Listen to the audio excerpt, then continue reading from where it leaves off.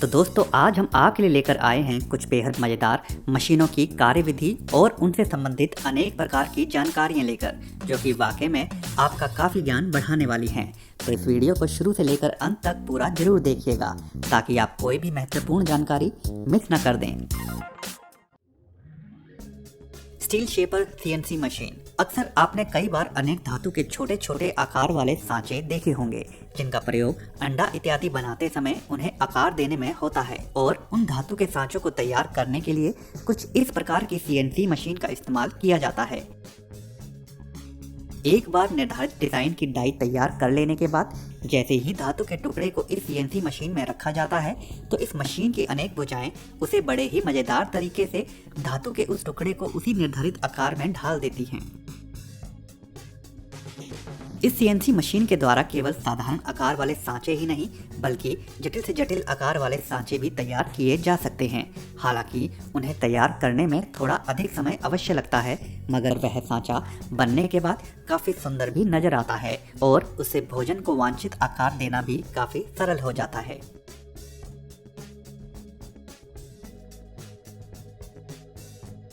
बोर्गी brush making machine. आपने अपने जीवन काल में अनेक बार कई प्रकार के ब्रश इस्तेमाल किए होंगे, मगर कभी उन्हें तैयार होते नहीं देखा होगा।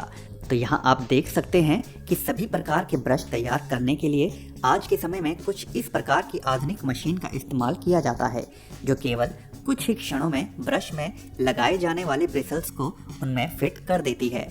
यह मशीन अपने कार्य में इतनी अधिक कुशल है कि यह एक समान मात्रा में ब्रिसल्स के गुच्छों को ब्रश में डालती रहती है और मामूली सी भी चूक नहीं होने देती।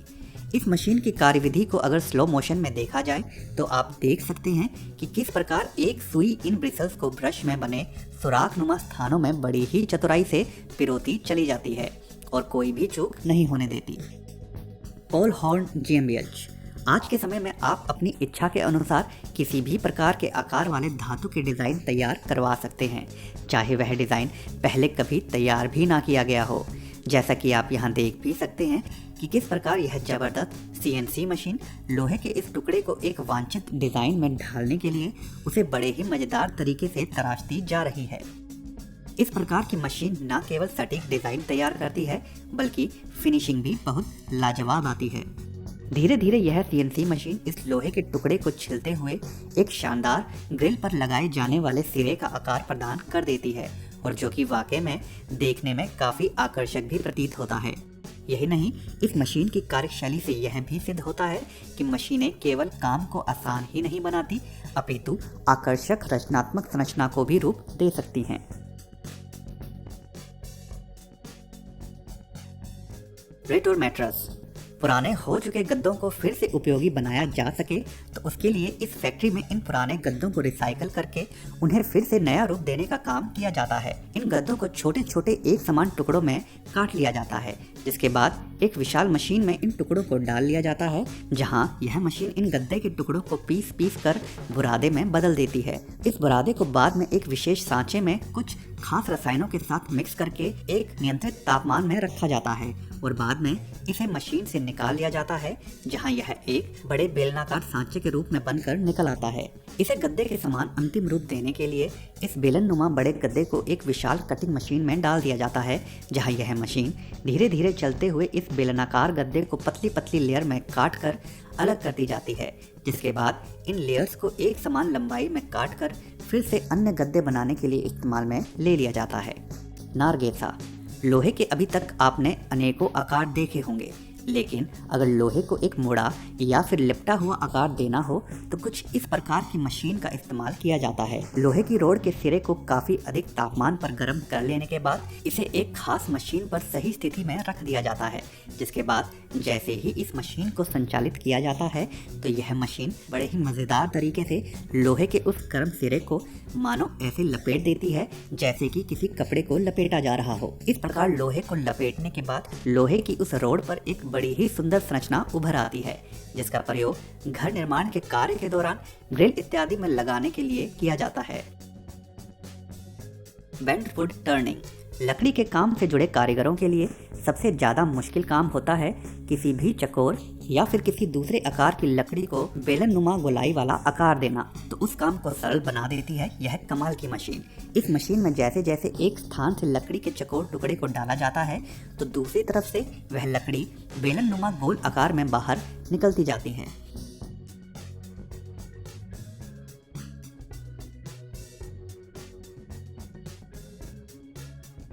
यह मशीन केवल सीधी लकड़ी ही नहीं बल्कि अत्यधिक जटिल मुड़ाव वाली लकड़ियों को भी बड़े ही शानदार तरीके से उनके चकोर रूप से बेलन नुमा रूप में बदल देती है।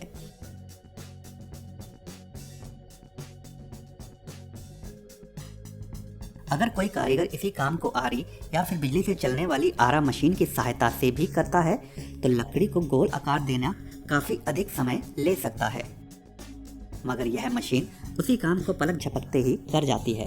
इस मशीन के इस्तेमाल से न केवल काम आसान और जल्दी होता है बल्कि विचित्र से विचित्र एवं आकर्षक डिजाइन वाले फर्नीचर भी तैयार करना सरल हो जाता है।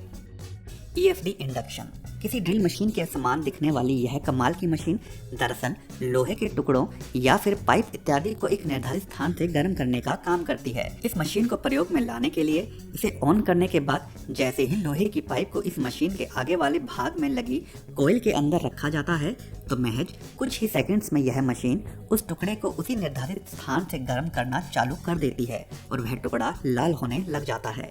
इस प्रकार लोहे की पाइप को गर्म करने की आवश्यकता कई बार कंस्ट्रक्शन के काम में पाइप इत्यादि को गर्म करके उन्हें मोड़ने के काम में होता है। स्प्रिंग एडजस्टिंग मशीन, यहाँ इस मशीन की सहायता से एक स्प्रिंग वाले गद्दे के निर्माण का कार्य चल रहा है। इसके लिए सबसे पहले कारीगर इस मशीन के मध्य वाले भाग में स्प्रिंग की पूरी लेयर को रख देते हैं।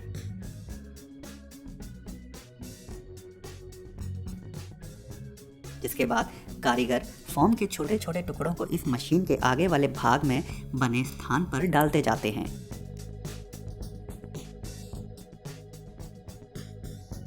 और उसके तुरंत बाद इस मशीन में लगी पीली भुजाएं बाहर निकलते हुए स्प्रिंग के अंदर से गुजरती हैं और अपने मुहाने पर लगे क्लिप से उन छोटे फोम के टुकड़ों को स्प्रिंग के अंदर फंसा देती हैं।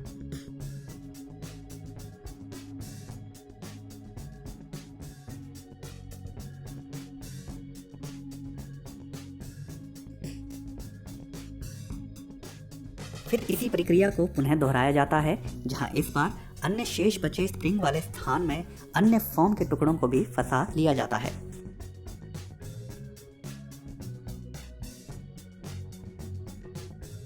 और जिसके बाद इस स्प्रिंग वाले गद्दों के निर्माण का पहला चरण पूरा हो जाता है और बाद में कारीगर इस गद्दे के ऊपर अंतिम फिनिशिंग देकर इसे तैयार कर लेते हैं। इस मशीन का प्रयोग करने से कारीगरों के एक एक करके स्प्रिंग के अंदर फॉर्म को घुसाने में लगने वाला समय तो बचता ही है, काम भी काफ़ी अच्छी फिनिशिंग के साथ निपट जाता है।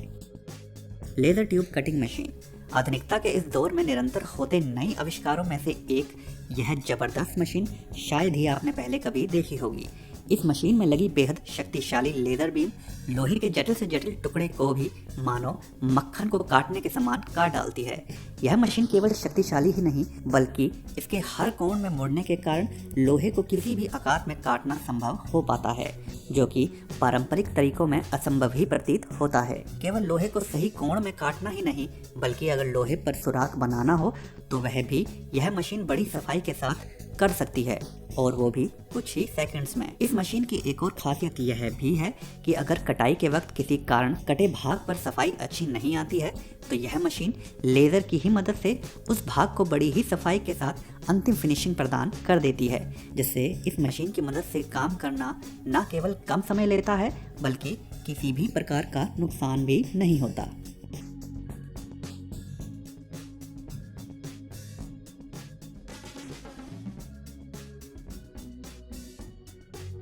KWT इंटोरेक्स TMC CNC machine.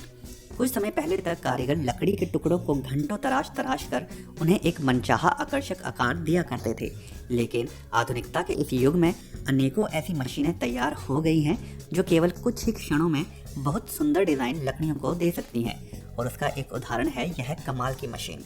एक साधारण से लकड़ी के टुकड़े को इस मशीन में एक बार फंसा देने के बाद कंप्यूटर में पहले से ही निर्धारित डिज़ाइन को यह मशीन बड़े ही मज़ेदार तरीके से लकड़ी पर उकारना चालू कर देती है।